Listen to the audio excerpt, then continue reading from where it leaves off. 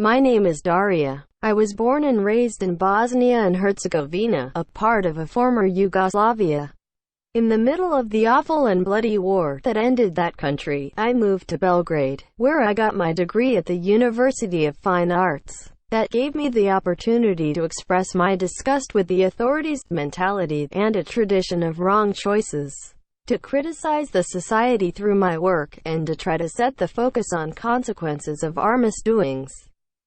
The whole region of former Yugoslavia experienced a trauma in which a socialist society, where the plurality of interest was held in check by the political monopoly of the ruling Communist Party, collapsed and went through a brutal fragmentation based on a primitive nationalist agendas. Formally, the war was over in 1995. That same year, in the town of Srebrenica, more than 8,000 innocent people were murdered for one and only reason: they were Muslims. Even though the main actor, so-called Butcher of Bosnia, has been sentenced by the International Criminal Tribunal to life imprisonment 22 years after the massacre, I don't think that justice is served, since the citizens are not aware of the role they have played in that dangerous and bloody game, even if they were just passive onlookers, as well as the United Nations peacekeeping mission was. This year is 25 years since Srebrenica genocide. I am sure that many responsible for this crime think that their crime will be forgotten. Justice, even if slow, is sure, seems futile, since many who hope that criminals will be behind bars by now are not with us anymore.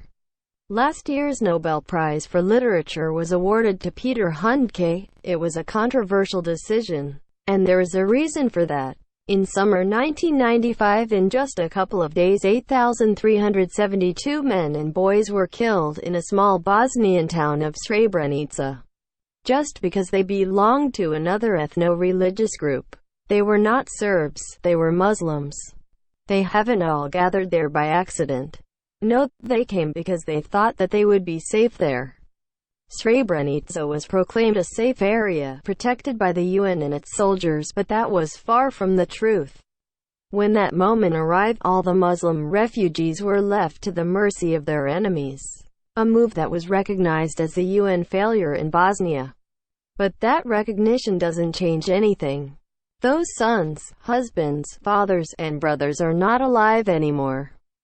There is no empathy for survivors either. They were left on their own, in an impoverished and ruined country. Most of those who committed the crime are free, and not sorry at all.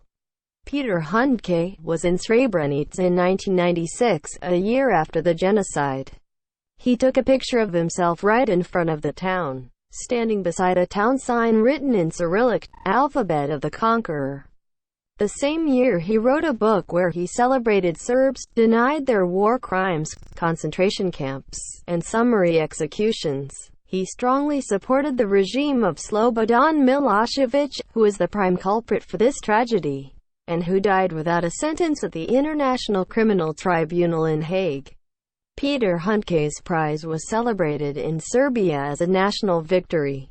Mothers of Srebrenica are alone.